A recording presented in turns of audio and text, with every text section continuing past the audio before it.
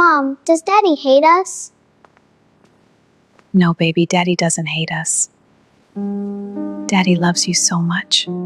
Rain tapped softly against the glass walls of the Seoul penthouse, the kind of rain that felt personal, like it knew something was wrong and had come to bear witness. Little Mia sat cross-legged by the front door, her small back pressed against the cool marble wall, her eyes fixed on the elevator doors across the hallway. In her lap, she held a drawing she had made that afternoon. 3 stick figures holding hands under a yellow sun. The tallest one had a suit and a big smile. The one in the middle wore a colorful dress. The smallest one had pigtails and a heart above her head. She had worked on it for 2 hours. The clock on the wall read 11:57 p.m. Naomi stood in the kitchen doorway, watching her daughter wait. She had already warmed the food twice. She had already told Mia twice that Daddy was probably just stuck in a meeting. She had already smoothed Mia's hair and kissed her forehead and said, "He's coming, baby." And each time, Mia had nodded with the terrifying faith that only children possess, the kind that hasn't yet learned to protect itself. Naomi's tea had gone cold. She didn't drink it anyway. At 11:59 p.m., the elevator doors opened. Kang Min-jae walked in. Sharp charcoal suit, silver cufflinks catching the light, his phone pressed against his ear. He was smiling. Not the polite, tired smile of a man returning home after a long day. A real smile. Bright eyes, relaxed jaw. A low laugh escaping his lips as he said into the phone, "No. Tell her I'll arrange everything. Yes. It'll be perfect." Mia scrambled to her feet so fast, she almost dropped the drawing. "Daddy!" She ran toward him, the paper clutched in both hands, her little feet slapping against the marble floor. "Daddy, look what I made! Look! That's you! And that's Mommy! And that's me! And we're all holding—" Kang Min-jae walked past her, not around her. Past her! His eyes never left his phone screen. He was already typing something, still faintly smiling, and he disappeared down the hallway toward his home office without a single word. The door clicked shut behind him. Mia stood in the middle of the living room. The drawing hung loosely from her fingers. The penthouse was so quiet that Naomi could hear the rain again. Slowly, Mia turned around. Her large brown eyes found her mother's face across the room, searching it the way children do when they need an adult to explain something that doesn't make sense, something that hurts in a place they don't yet have a name for. "Mom," Mia said quietly, "does Dad hate us?" The question landed like a stone dropped in still water. Naomi's throat closed. She opened her mouth. Nothing came out. For 3 full seconds, she stood completely still, a woman holding herself together through sheer will. And then she crossed the room and gathered her daughter into her arms, pressing the small, warm body against her chest, burying her face in those pigtails. "No, baby," she whispered. "He doesn't hate us." But even as she said it, even as she held her daughter and rocked her gently in the middle of that cold, beautiful penthouse, Naomi Adeyemi knew something had fractured tonight that she could not repair with words. She had been holding fractures together for a very long time. Naomi had come to Seoul 6 years ago, not chasing a man, but loving one. She had met Kang Min-jae at a trade conference in London, where he was the keynote speaker, and she was a junior brand consultant from Lagos, with fire in her eyes and a business plan tucked under her arm. He had walked past the crowd and found her somehow, the way magnetic things find each other, and within 20 minutes of conversation, he had said, "You see the world differently. I like that." She had laughed and said, "Most people find it inconvenient." He had smiled the kind of smile that rearranged something in her chest. They were married 14 months later. Back then, Min-jae had been different, or perhaps she had simply seen a different side of him, the side he only showed when he was trying to win something. He had been present, curious about her.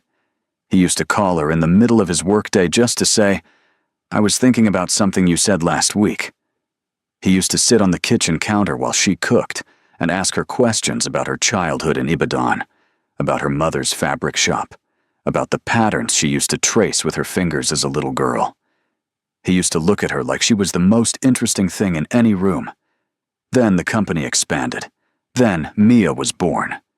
Then the work became everything, and the everything became work, and Naomi gradually became part of the furniture of his life. Elegant, present, unnoticed. She told herself it was a phase. She told herself every marriage had seasons. She told herself that a man building an empire needed patience from the people who loved him. She had been patient for 4 years, and still, somehow, it was never enough. Dinner was the clearest proof of what their marriage had become. The table was always set for 3. Naomi made sure of that, because she believed in the ritual of it, in the idea that a family ate together, and that this mattered. Mia would sit in her chair and eat her rice, and tell long, breathless stories about school, about a boy named Jiho who ate paste, about the song they learned in music class, about the butterfly she had seen on the playground that had wings like stained glass. Naomi listened to every word. She asked follow-up questions. She laughed in the right places. Minjae scrolled through his phone. One evening, Naomi had set her fork down and said, very carefully, "Minjae, Mia is talking to you." He had looked up. "Yes, I'm listening." What did she just say? A pause. She said, "Something about school." Mia had looked at her father with a complicated expression for a 6-year-old, something between disappointment and the desperate desire not to be disappointed, and then she had quietly gone back to her rice. That night, after Mia was asleep, Naomi had stood in the doorway of his office and said, "She notices, you know. Children notice everything." Minjae had looked up from his laptop with the expression of a man being interrupted from something important. "I provide everything for this family, Naomi. She has the best school, the best—" "She doesn't want things, Minjae. She wants you. I'm doing this for her. She doesn't know that. She's 6. All she knows is that you walk past her." He had looked at her for a moment, not unkindly, but with the practiced patience of someone who had already decided the conversation wasn't worth continuing, and then he had turned back to his screen. "I'll make it up to her on the weekend," he said. The weekend came. He was in Tokyo. It was a Tuesday morning when Naomi saw the message. She hadn't been snooping. She had never been that kind of wife, had always believed that trust was the floor of a marriage, not the ceiling. Minjae had left his phone on the kitchen counter while he went to shower, and it had lit up while she was standing right there refilling her coffee. And because humans are not made of stone, and the screen was facing up, she saw it before she could look away. "I missed last night." Sujin Naomi put the coffee down. She stood very still. She read it again. Then she picked up her own phone, walked to the window, and stood looking out at Seoul spread below her. All those lives stacked on top of each other, all those people carrying their private griefs through the streets. And she breathed. In. Out. In. Out. She didn't cry. She didn't confront him. She simply filed it away in the part of herself that she had been quietly building walls around for years. And when Minjae came back into the kitchen in his suit, she handed him his coffee and said, "Mia needs you to sign her school form before you leave." He signed it without looking at it, and was out the door in 90 seconds. Naomi stood in the kitchen alone. Sujin. She knew the name. Choi Soo-jin, Minjae's first love, the woman he had dated before his family's expectations and corporate ambitions had pulled him in a different direction. She was the kind of beautiful that photographed well, refined in the way of women who had been trained since childhood to occupy space gracefully, to smile precisely, to never say the wrong thing in public, and say exactly the right thing in private. She still moved in the same elite circles. Naomi had met her 3 times at events, and each time, Soo-jin had been perfectly warm, perfectly polished, perfectly harmless seeming. And all 3 times, Naomi had felt something cold in the air between them that she hadn't been able to name. Now she had a name for it. The nights Min-jae didn't come home became more frequent. First once a week, a late work emergency, a client dinner that ran long. Then twice. Then he stopped offering explanations at all, and Naomi stopped asking, because she already knew, and asking would only make it real in a way she wasn't ready for. Mia noticed. Children always notice. "Mommy, where did Daddy sleep last night?" she asked one morning over breakfast, stirring her porridge without eating it. "He had to stay near the office, baby. Very busy at work." "He's always busy." Mia looked at her spoon. "Jiho's dad takes him to the park on Saturdays. Does Daddy like parks?" "Of course he does." "Then why doesn't he take me?" Naomi reached across the table and covered her daughter's small hand with her own. "I'll talk to him, okay? I'll ask him to take you to the park." "You always say that." It was said without malice. That was the thing about Mia. She didn't weaponize her pain. She just stated it plainly, the way children do when they haven't yet learned to soften their truths for the comfort of adults. And that honesty, that clean, unsentimental accuracy, was somehow more devastating than any accusation. That evening, Naomi did try. Min-jae had come home briefly to change for a dinner she was no longer invited to, and she had stood in the doorway of their bedroom and said, "Mia asked why you don't take her to the park." "I'll take her when things quiet down at the office." "Min-jae." She kept her voice level. "When is that going to be? She's growing up. She's going to stop asking." "I'll take her, Naomi. I said I will." He adjusted his tie in the mirror, checked his cufflinks, and then looked at her reflection. "Is there anything else?" She looked at the man in the mirror, at the clean lines of his face, the composed posture, the careful distance in his eyes when he looked at her. She thought about everything she wanted to say, about Soo-jin, about the empty side of the bed, about the child who waited by the door every night. "No," she said. "There's nothing else." He left. She sat on the edge of the bed and looked at her hands for a long time. The phone call happened on a Thursday. Naomi had been in the hallway, walking toward the home office to retrieve a document she needed for a freelance project, when she heard Min-jae's voice through the door. Low, warm, unhurried, nothing like the clipped efficiency she had grown used to. "I know it's complicated," he was saying, "but you know it's always been you. You know that. I never stopped. Even when I tried to. I never stopped." Naomi's hand froze over the door handle. "Don't say that," he continued, and he was almost laughing. That same bright, relaxed laugh she had heard him use on the phone the night he walked past Mia. "I'm not going anywhere this time, I promise you.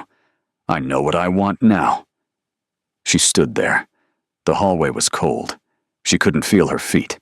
She didn't hear the rest. She turned around, walked back to the living room, sat down on the couch, and pressed her hands flat against her knees to stop them from shaking. The room looked exactly the same as it always did. The art on the walls, the flowers she had arranged that morning, the framed photograph of herself and Min-jae on their wedding day, laughing at something just out of frame, so visibly, recklessly happy. She stared at that photograph for a long time. Then she looked away. That night, Mia woke from a bad dream and came padding into the living room where Naomi was still sitting in the dark. She climbed into her mother's lap, still half asleep, and pressed her face against Naomi's shoulder. "I dreamed Daddy went away," she murmured, "and didn't come back." Naomi held her tighter. "Mommy?" "Yes, baby. Why doesn't Daddy love us like before?" There it was again. Not does Dad hate us this time, but something worse. The before. The acknowledgement that there had been a before. That Mia remembered it however dimly, and could feel the difference between then and now. Naomi closed her eyes. She could have said what she always said. He loves us, baby. He's just tired. He's just busy. Things will get better. She had said those words so many times they had become smooth and hollow, like stones worn down by water. She could have said them again. Instead, she pressed her lips to the top of Mia's head and whispered, "I love you more than everything. Do you know that?" "I know," Mia said. "I love you more than everything, too. That's all we need, okay? That's enough." Mia fell back asleep in her arms. Naomi did not sleep at all. She sat in the dark, listening to the rain, and somewhere in those quiet hours, something inside her stopped. Not broke. Stopped. Like a clock that has been wound too many times and simply goes still. And in that stillness, with her daughter's warm weight in her arms and the empty bedroom behind her, and the sound of Soul carrying on indifferently outside the glass, she made a decision. No more waiting. She did not shout. She did not confront. She did not lay her pain at his feet and beg him to look at it. Naomi Adeyemi had more dignity than that. She called a lawyer the next morning while Mia was at school. She was calm and precise on the phone. She wanted to understand the process, the timelines, what it would mean for Mia, what she was entitled to, what she was willing to ask for, what she was willing to walk away from. The lawyer asked if she was sure, and she said, "I've been sure for a long time. I just needed to catch up with what I already knew." She spent the next 3 days quietly, methodically, without a single tear, preparing. She arranged an apartment. She called her sister in Lagos, who said, "Finally," and then cried in a way Naomi had no energy left to cry.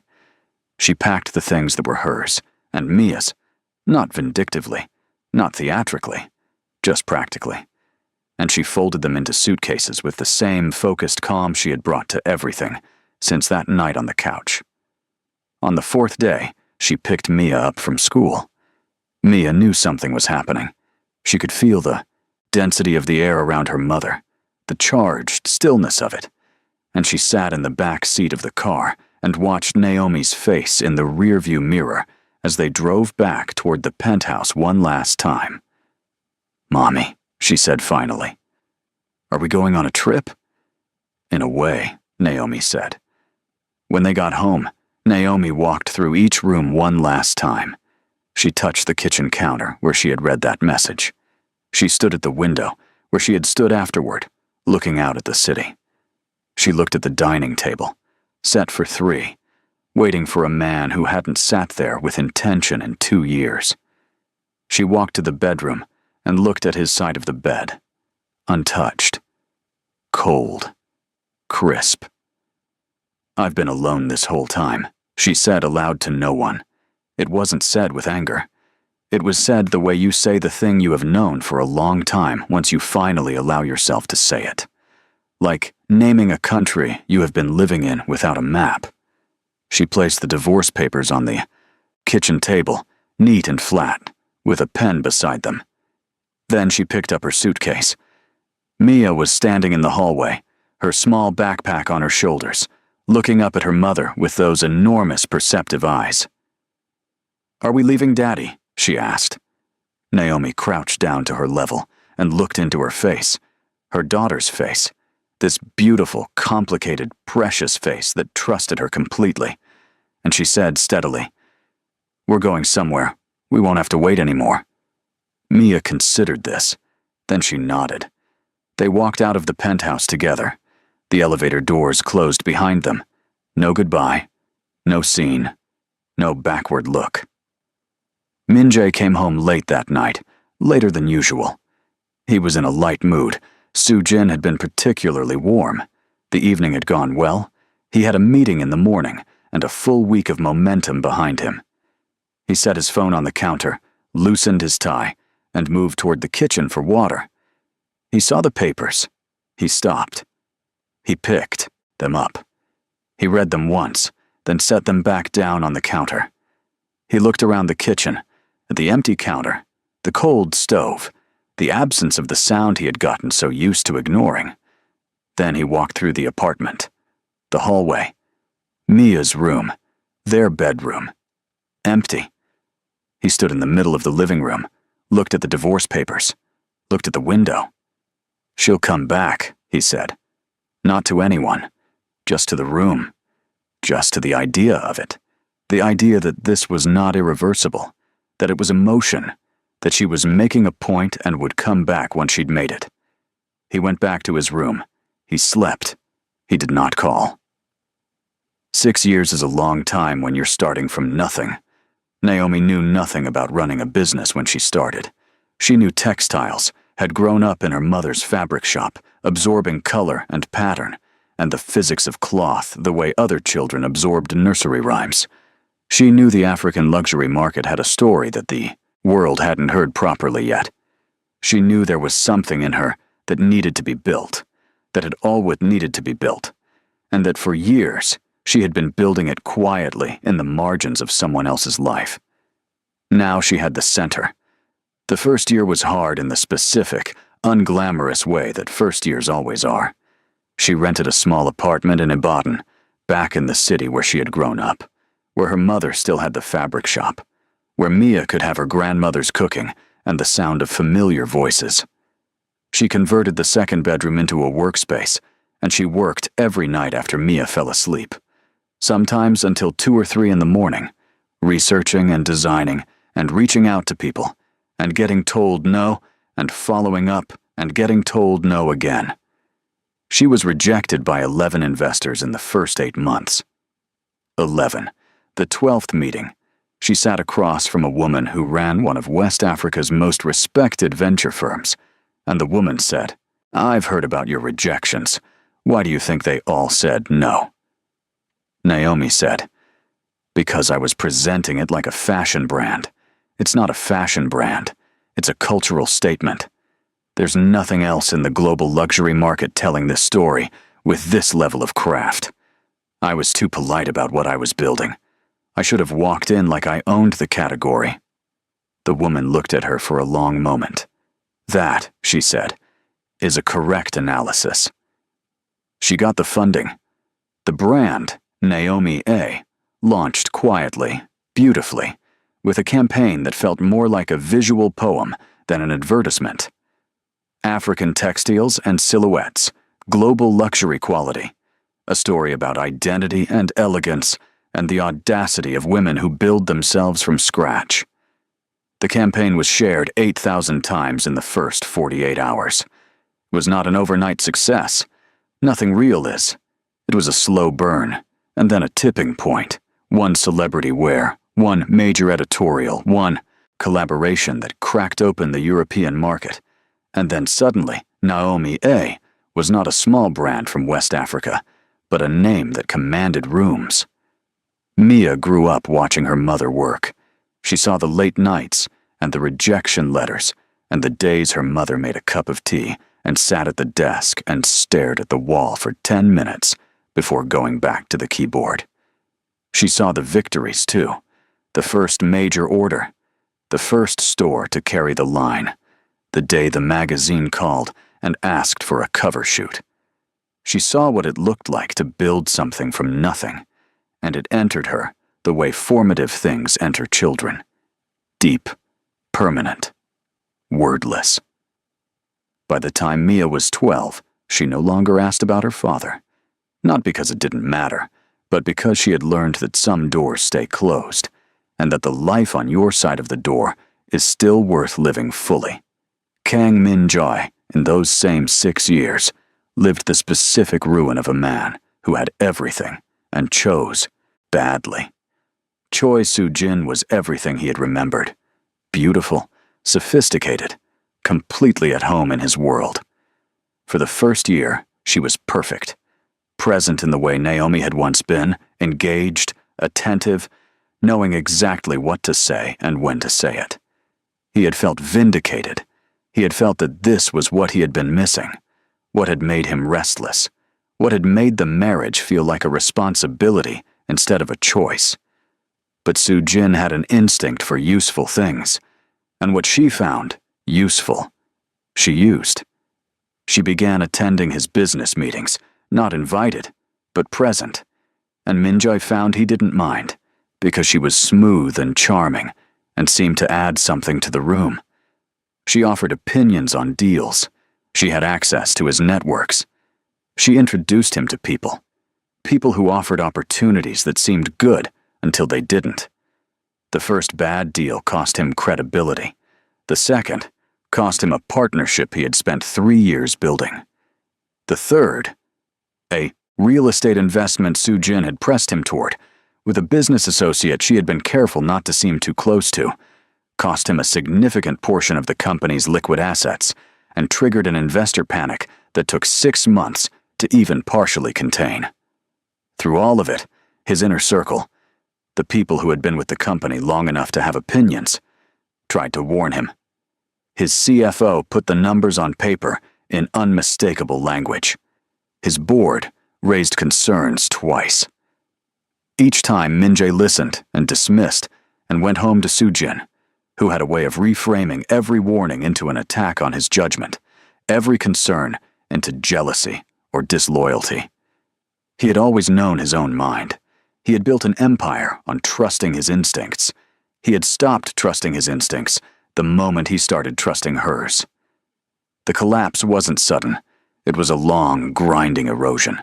Stock value declining, board confidence thinning, media coverage shifting from admiring to cautious to openly critical. The company didn't fall. It bent. It became a lesser version of itself. And through the bending, Min-jae became a lesser version of himself. The morning the quarterly results showed the third consecutive decline, Soo-jin came into the living room, where he sat at his desk with the report spread in front of him, and she looked at him. Really looked at him, in a way she hadn't in some time. And she said, "You need to step back." "Step back from my own company? You're dragging it down." The words hit him like cold water.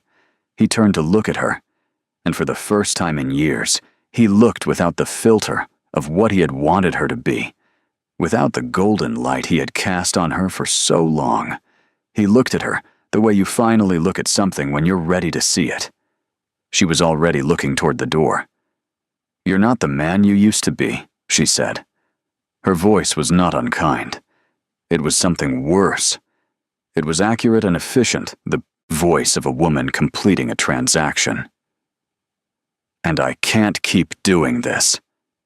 She left that afternoon. Her things were gone by evening. Min-jae sat alone in a penthouse that was slightly less large than the one he'd shared with Naomi, looking at a company that was slightly less great than the one he'd built before Soo-jin. And he understood, with the terrible clarity that only arrives when there is no longer anything to hide behind, exactly what he had done. He had traded something real for something beautiful. He had traded love for the performance of love. And now, he had neither. It was in the silence of those weeks, in the emptiness of the apartment, that Min-jae found himself opening drawers he hadn't opened in years. He didn't know what he was looking for. Maybe something to do with his hands. Maybe something to remind him who he was before the decisions that had unmade him.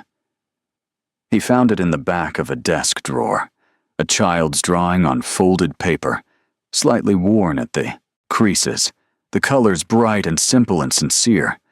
3 stick figures holding hands under a yellow sun. The tallest one wore a suit. The one in the middle had a colorful dress. The smallest one had pigtails and a heart above her head. He sat at the desk for a very long time. He didn't remember taking it with him when he left the penthouse. Maybe it had been in a box of his things, packed efficiently and without sentiment, by a woman who had once loved him and had found it within herself to simply stop. Maybe he had slipped it into a pocket without knowing why. He looked at the drawing and he thought about the night Mia had tried to show it to him. He had walked past her. He hadn't even seen it. The television was on across the room, a business channel, left running because silence had become too honest. A presenter's voice floated across. Which brings us to this week's top story. Naomi A., the luxury lifestyle and fashion brand, founded by Nigerian entrepreneur Naomi Adeyemi, has just announced a global expansion deal that analysts are calling one of the most significant in the African luxury sector in a decade. Adeyemi, often cited as one of the most powerful self-made businesswomen in the world today. Minjay looked up. On the television screen, Naomi stood at a podium. She wore a gown from her own collection. Deep emerald, architectural shoulders, radiant. Beside her on the stage, 12-year-old Mia sat in the front row, composed and beautiful, and watching her mother with an expression of complete, unconditional pride. Minjay looked at the screen. He looked at the drawing in his hand. He looked at the screen again. For a long time, he didn't move. The invitation to the Global Luxury Business Gala was the kind that people kept. Heavy cream cardstock, gold embossed lettering, the names of the world's most consequential brands, and the people who had built them. It was held in a converted palace in Paris, chandeliers that had been watching, history for 3 centuries, marble floors that reflected the lights back upward, a room full of people who had earned the right to be there through decades of work. Naomi Adeyemi arrived at 8:14 p.m. She did not arrive quietly. The room registered her before she was fully in it. Something shifted in the air, the specific shift that happens when someone genuinely powerful walks into a space. She wore ivory this time, an original piece from the new Naomi A collection, and she walked with the unhurried certainty of a woman who had nothing left to prove and simply chose, from abundance, to be here.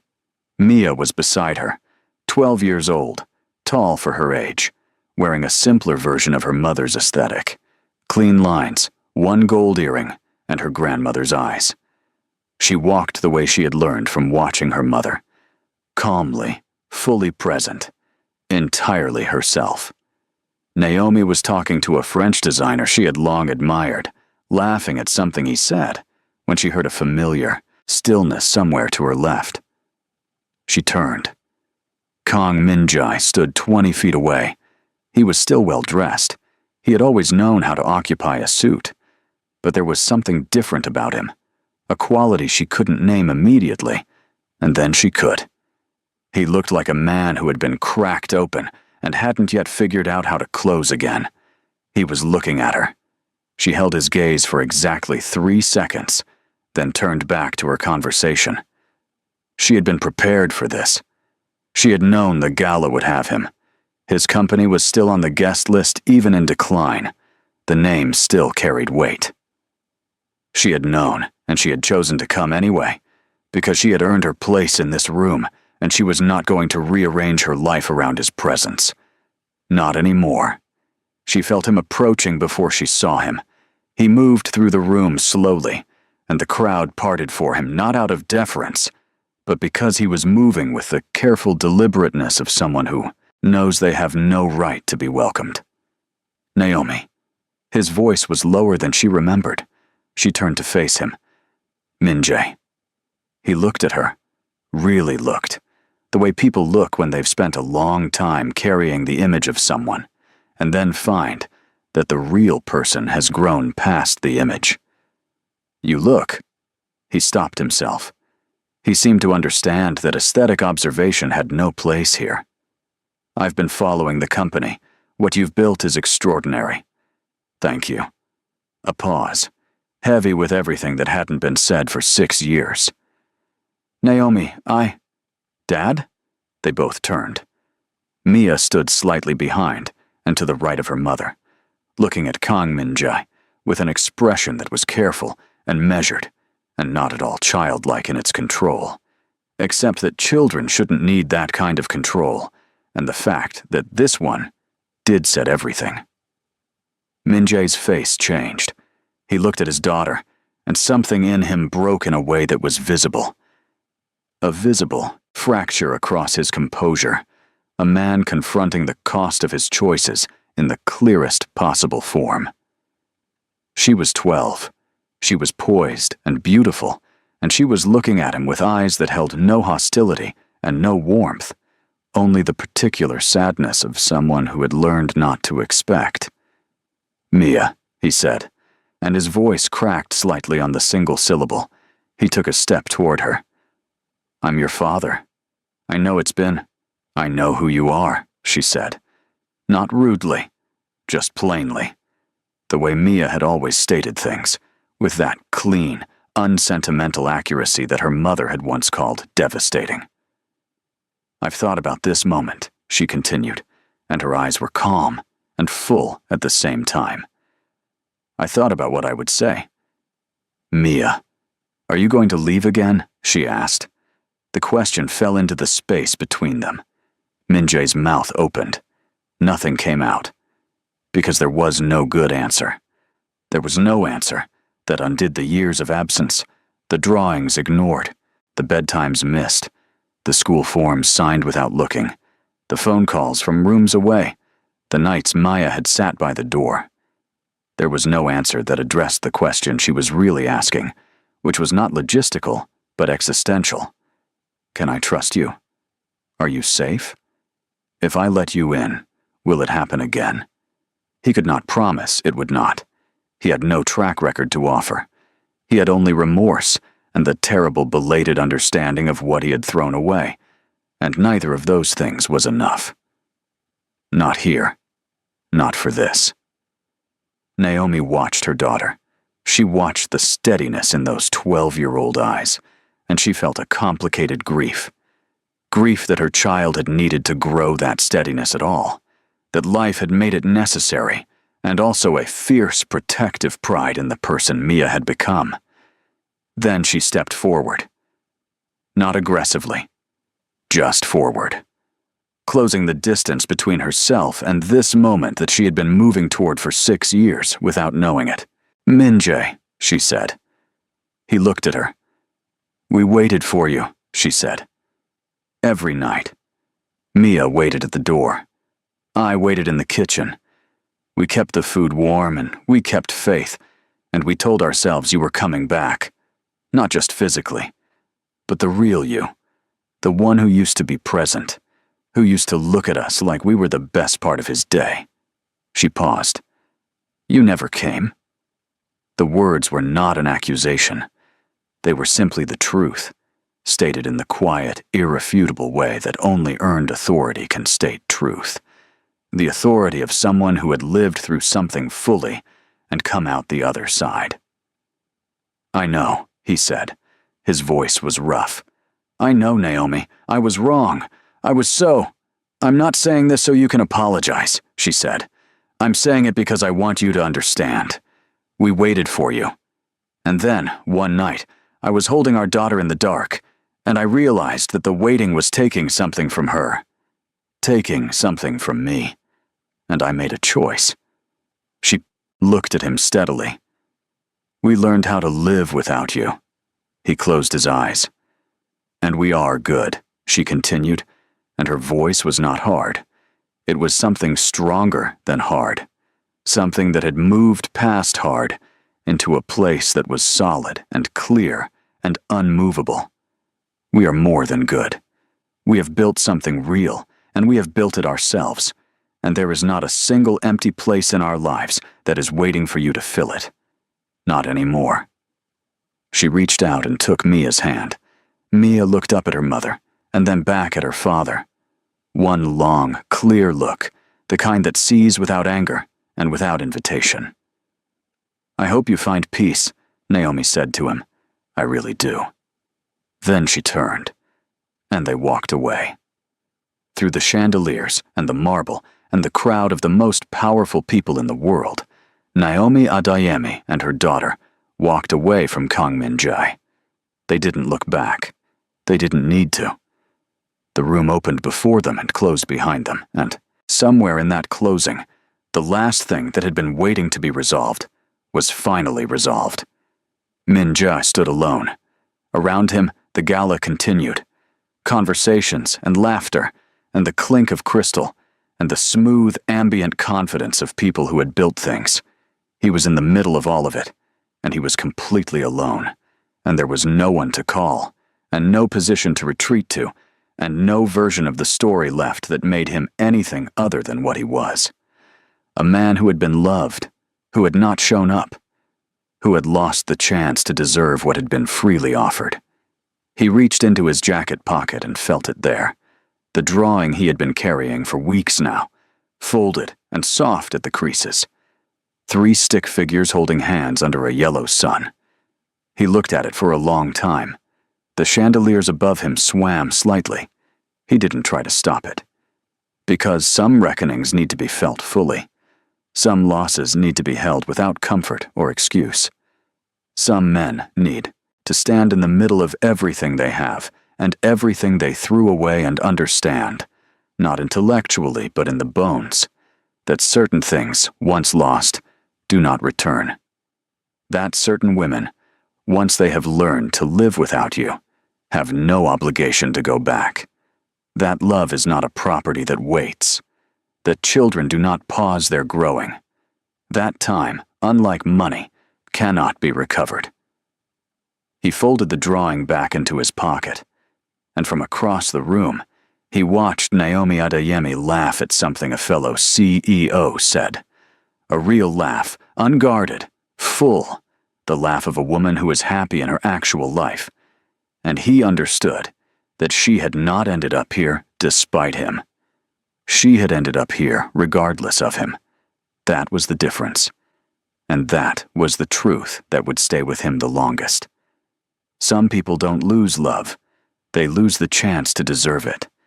If this story moved you, if you saw something in Naomi's quiet strength, or Mia's unasked-for resilience, or even in the weight of what Minjai finally understood, please subscribe so you never miss the next story. Drop a comment below and tell us, who did you relate to most in this? And if you believe someone out there needs to hear this today, like this video and share it with them. These stories exist because you keep showing up. Thank you for watching until the very end.